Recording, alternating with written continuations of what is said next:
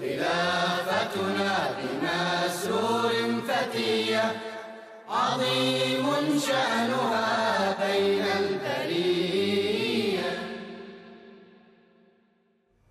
Assalamu alaikum wa rahmatullahi wa barakatuhu.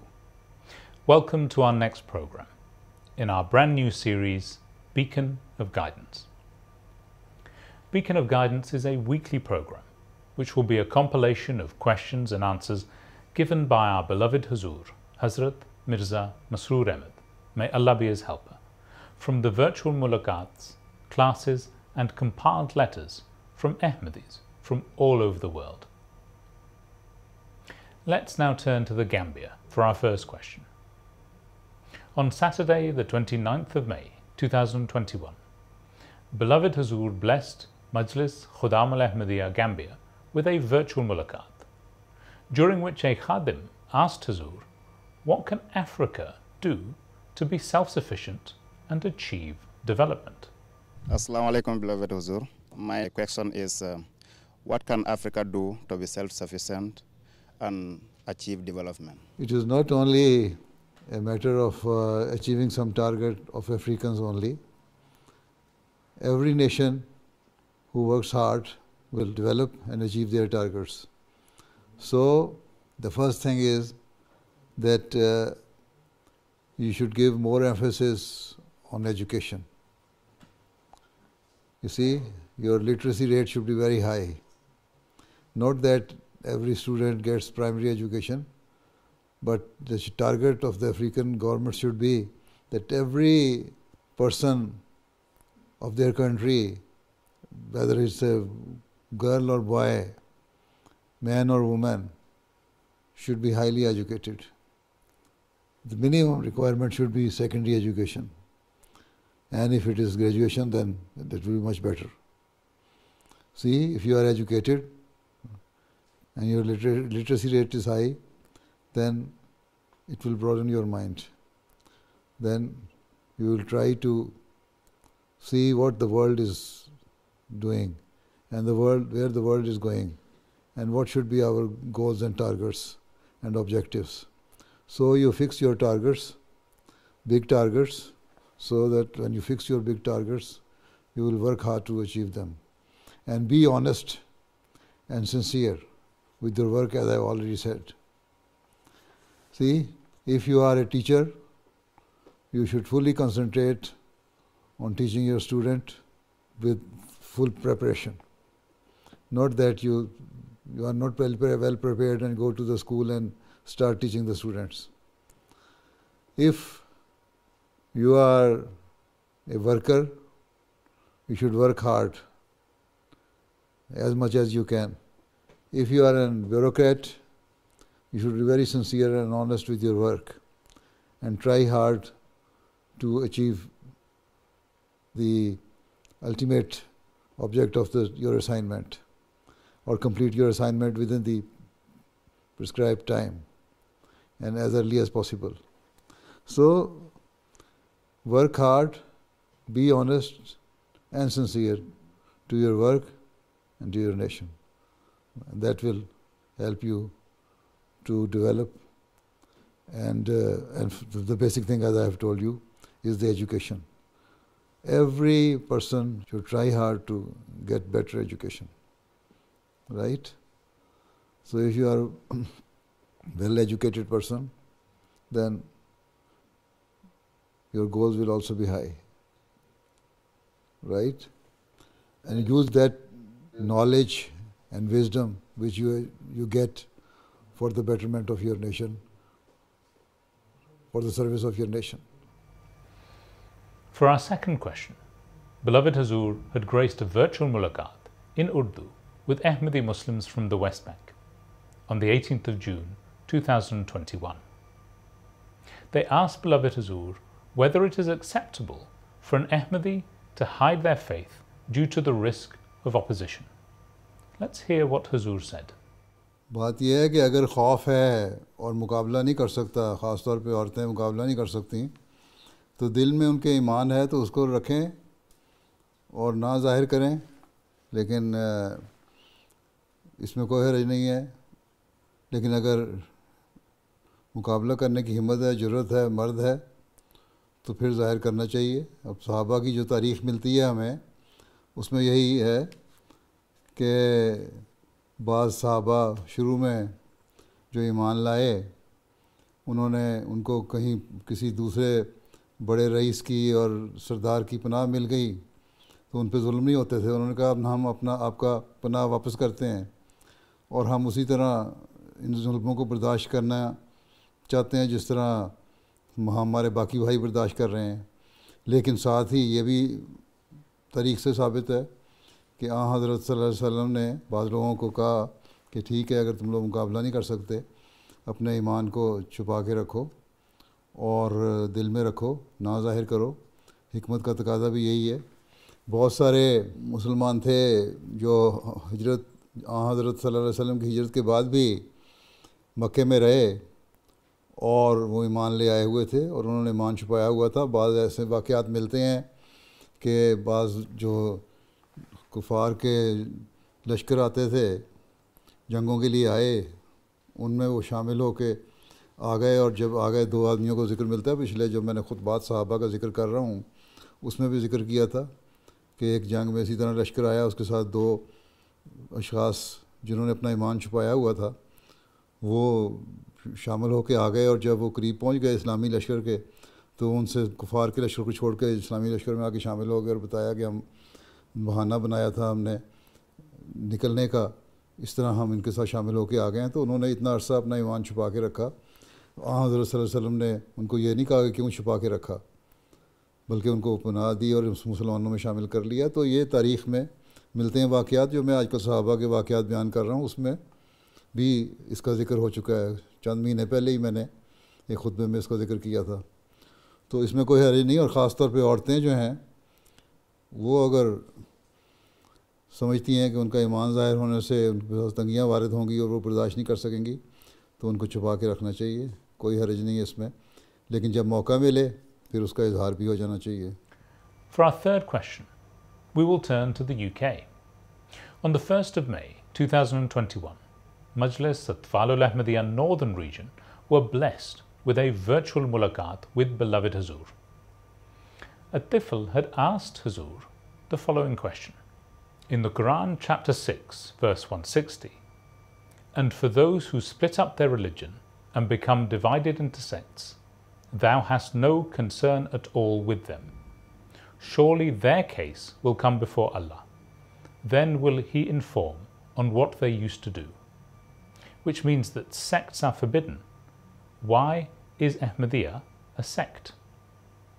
Let's take a look at Hazur's response. You see, it was the prophecy of the Holy Prophet ﷺ that in the latter days my ummah will be divided into 72 sects.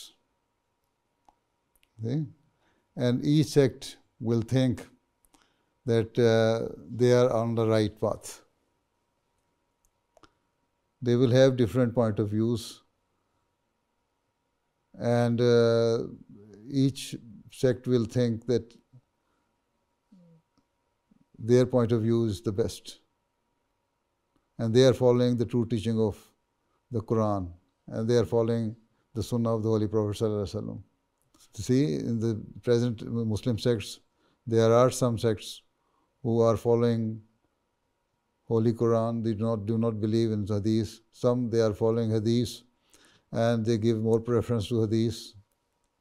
And some other people have some different point of views. So this prophecy has been fulfilled. And now the Holy Prophet ﷺ also said, when this will happen, then at that time a reformer will come who will follow my true teachings, who will guide you, and he will be called Messiah and Mahdi, the rightly guided person. This is why we believe that that person whose advent was foretold by the Holy Prophet ﷺ has come in the person of Hazrat Mirza Ahmad of Qadian. He said that Allah Ta'ala has appointed me as the Messiah and Mahdi of this age according to the prophecy of the Holy Prophet Sallallahu Alaihi Wasallam. And now he has made it clear to me what are the right teachings. So I am also the person who will decide what is wrong and what is right. Hakam and Adal, make the decision according to the teaching of the Holy Quran and the Sunnah. This is why the Prophet Messiah ﷺ says that we have to give preference first to the Holy Quran, where all the teachings about the religions are given.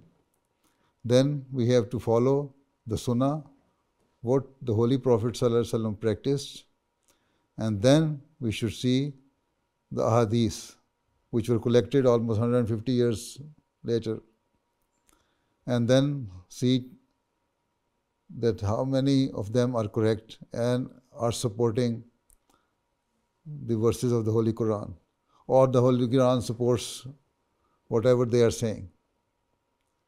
So the Prophet Messiah Islam is the rightly guided person who started this community according to the prophecy of the Holy Prophet ﷺ and according to the prophecy of Allah Ta'ala himself. Because in Surah Jummah, Allah Ta'ala says that the community will be established on the footsteps of the same community which the Holy Prophet ﷺ has established. Right? So our sect is that sect whose commencement was prophesied by the Holy Prophet ﷺ himself and the Holy Quran itself. And the person who was to come in the later days was to bring all the different Muslim sects on one hand. This is why he is called Mahdi. So here the situation is different. All those sects which were established or developed, they were following different school of thoughts according to the teaching of Quran and Hadith and this and that. But here the Ahmadiyya sect was established according to the prophecy of the Holy Quran and the Holy Prophet Sallallahu Alaihi Wasallam. This is why we cannot say that Jemaat Ahmadiyya is the same sect as the other sects in Islam. They were the sects which were developed because of the deviation in their school of thoughts. The Prophet Messiah who was to come has come to bring them together so that he forms a one sect, and that is Jemaat Ahmadiyya, and that is according to the prophecy of the Holy Prophet Sallallahu Alaihi Wasallam. Let's now go to the Ahmadiyya Jemaat in Nigeria. On the 1st of October 2021, beloved Hazur blessed a virtual mulaqat in Urdu with Lajna Imaila Nigeria, where they had asked regarding whether there is any conflict between religion and modern-day civilization. Let's hear the insight that Hazur has given on this. Actually, those people who say that religion keeping you away from civilization, they are wrong and we are right. It is the religion which has brought the civilization in the world. Even these people, they accept that had there not been any prophet, there would not have been any civilization in the world. At one side, they claim that religion brought the civilization, and on the other side say that no, you should not practice religion because it is taking you away from the modern day civilization. Modern day civilization is just nothing but immorality and freedom of everything which is not giving you something good, but rather spoiling your life. So do not fear these people. You are the civilized people who follow the religion and who follow the teachings of the Holy Quran. Even as being Muslim, you should follow the teaching of the Holy Quran and find out what are the commandments given to you in the Holy Quran which you have to do, right? So, you are actually the civilized people, not those people who are atheist or not believing in any religion. There is no need to indulge yourself in any complex.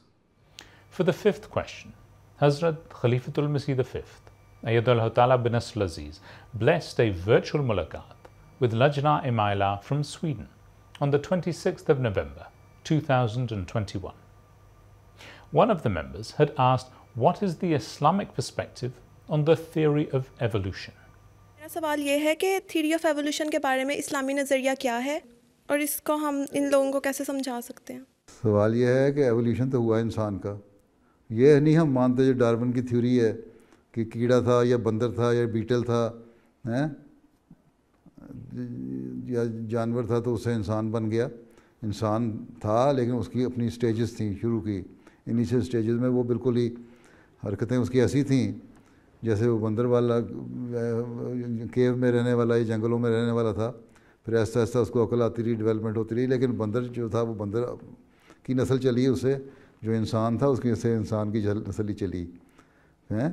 तो evolution को तो हम मानते हैं कि हुआ, कुरान करीम में भी है, लिखा हुआ एवोल्यूशन है। और ये इंसान जो है इस हालत में पहुंचा और अभी तक एवोल्यूशन हो रहा है, इसलिए हम तो ये नहीं कहते कि एवोल्यूशन नहीं हुआ, इंसान का एवोल्यूशन हुआ और इस स्टेज पर पहुंचा, अभी भी मुख्तलिफ हालतें पैदा होती जा रही हैं। लेकिन जो बंदर थे वो बंदर थे, जो बीटल थे वो बीटल थे, जो जानवर थे वो जानवर थे। ये है ना, हम नहीं मानते कि डार्विन की थ्योरी सही है, लेकिन ये हम मानते हैं कि एवोल्यूशन ज़रूर हुआ। Let's move to the second part of the program.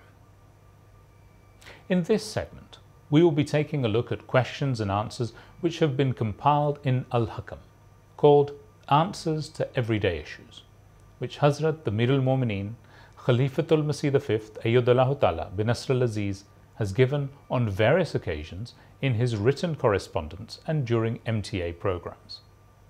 For our first letter, Hazrat the Mir al-Mu'mineen, Khalifatul Masih V, was asked about a statement he had made during one of his Friday sermons regarding the special time for the acceptance of prayer that comes on Fridays. In a letter dated the 4th of February 2020, Hazur Ayyadullah Ta'ala bin Nasr al-Aziz replied, In my Friday sermon, I stated in light of the ahadith and the instructions of Hazrat Mirza Masroor Ahmad about the special hour of acceptance of prayers on Fridays that it is a very short period of time. Moreover, different times of the day have been ascribed to it. Hadith scholars and jurists have also stated different times between zenith and sunset during which this moment can occur. In my view, the wisdom behind ascribing different times to this hour is that the entire day of Friday is full of blessings. Hence, one should spend this whole day supplicating. Hazur Ayyadahullah was also asked about another statement he made during the concluding address of Jalsa Salana UK with regard to reciting the shorter surahs of the Holy Quran during the Taraweeh prayer instead of a whole part. As far as the shortening of prayers is concerned, you have confused two of my statements in this regard. I said, with reference to a hadith, that someone complained to the Holy Prophet ﷺ about an imam who used to greatly prolong the prayers. The Holy Prophet ﷺ expressed his displeasure over this. Then I said that shortening the prayers does not mean that prayer should be offered mindlessly in a hurry. In this regard, I gave the example of a clip of Taraweeh prayers circulating on social media, in which the Imam concluded all the rak'at of the Taraweeh prayer within minutes. So, my point was that prayers should neither be prolonged to such an extent that the worshippers get tired and start to resent them, nor is it permissible to shorten a prayer so much that it merely looks like sudden movements instead of a prayer. Moreover, it should also be remembered that the prayers which the Holy Prophet ﷺ has instructed to be kept brief are the obligatory farz prayers. The reason for this is that the obligatory prayers must be performed in congregation by all. The Holy Prophet ﷺ said that since the worshippers could include the sick, old, weak, and those who needed to go to work, it was the responsibility of the Imam to take all of them into consideration and conclude the prayer within a reasonable time. However, Tarawih is a supererogatory prayer and it is not obligatory upon everyone to perform it. Rather, those who can easily participate in it should do so, and those who have an excuse are free not to. There is nothing wrong with that. Moreover, Tarawih prayers began during the Khilafat of Hazrat Umar radiallahu anhu, and he initiated them especially for the recitation of the Holy Quran. Therefore, there should be relatively longer recitation in them, and if possible, the entire Holy Quran should be completed during the Tarawih prayers in the blessed month of Ramadan. For the second letter, a lady informed Hazrat Amir al-Mu'mineen, Khalifatul Masih V, of the demise of her brother, and asked about Islamic injunctions regarding the mourning by a widow and the mourning by other people, especially the mourning of a sister over the death of a brother. Hazur, Ayyadullah Ta'ala bin Nasr al-Aziz, in a letter dated the 4th of February 2020, had shed some light on the matter. Islam has guided its followers regarding every matter of happiness as well as sorrow. Hence, where on the one hand, it exhorts to be patient after the death of a loved one, on the other, it also allows the bereaved to express grief caused by separation. All the loved ones, including parents, siblings, and children of the deceased, are allowed to mourn for a maximum of 3 days. A wife, on the other hand, has been instructed to mourn the death of her husband for a period of 4 months and 10 days. This is mentioned in Surah Al-Baqarah of the Holy Quran. Moreover, the instructions of the Holy Prophet ﷺ in this regard that he gave at various occasions are also recorded in a hadith. Hence, it is narrated by Hazrat Zainab radiallahu anha bint Abi Salama, who was the stepdaughter of the Holy Prophet ﷺ. I went to Hazrat Habiba radiallahu anha, the noble wife of the Holy Prophet ﷺ, who said that she heard Allah's Messenger ﷺ saying, "It is not permissible for a woman who believes in Allah and the Last Day to mourn for any dead person for more than 3 days, except for her husband, for whom she should mourn for 4 months and 10 days. The narrator further states, "Later I went to Hazrat Zainab bint Jahsh when her brother died. When 3 days had passed after the demise of her brother, she asked for some scent, and after applying it on herself, she said, 'I am not in need of scent, but I heard Allah's Messenger ﷺ while on the pulpit saying, "It is not permissible for a woman who believes in Allah and the Last Day to mourn for more than 3 days for any dead person except her husband, for whom she should mourn for 4 months and 10 days. Thus, all the bereaved, save the widow, whether they are parents, children, or siblings, are allowed to mourn for only 3 days, not more than that. As far as the limits and the scope of mourning by a widow is concerned, which is 4 months and 10 days, Islam does not make any exceptions to this, nor does it grant any age-related exemption. Therefore, it is incumbent upon a widow to spend this period of iddah in her home as much as possible. She is not allowed to adorn herself, participate in social events, or leave the house unnecessarily during that period. During the iddah period, a widow may go to her husband's grave to pray, provided that the grave is in the town where the widow resides. Moreover, if she has to go to the doctor, she would be exempt on the grounds of compelling circumstances.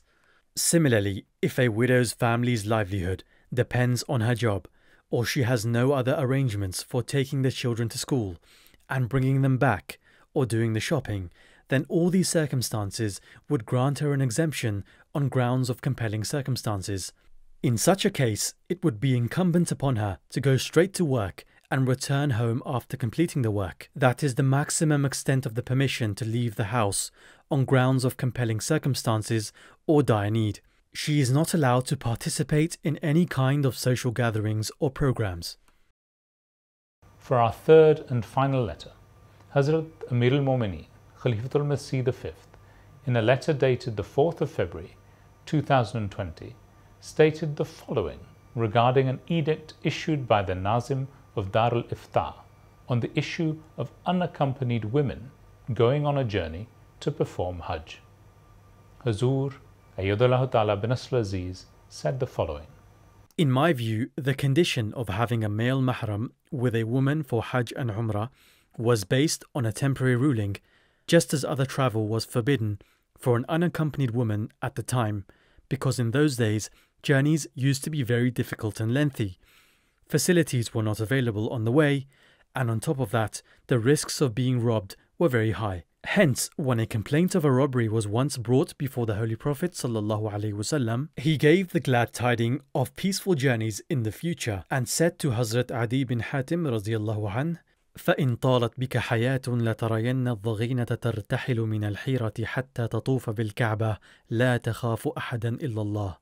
If you live for a long time, you will certainly see that a lady in a howdah travelling from Al-Hira will safely reach Mecca and perform the tawaf, circumambulation of the Kaaba, fearing none but Allah. At the end of the same hadith, Hazrat Adi bin Hatim radiallahu anhu narrates, فرأيت الضغينة ترتحل من الحيرة حتى تطوف بالكعبة لا تخاف إلا الله. Later on, I saw a lady in a howdah travelling from Al-Hira till she arrived safely in Mecca and performed the tawaf of the Kaaba, fearing none but Allah. Al-Hira was a town in the Persian Empire at that time and was located near Kufa, which means that it would have been a journey lasting several days at that time. So, in those days, if a woman could embark on a journey from Al-Hira and travel for several days and come to perform the tawaf of the Kaaba in Mecca, then why can't a woman travel for a few hours by plane these days and go for Umrah and Hajj, etc.? That concludes this episode of Beacon of Guidance. Join us again soon to hear more guidance from our beloved Hazur. Until then, Assalamu alaikum wa rahmatullah.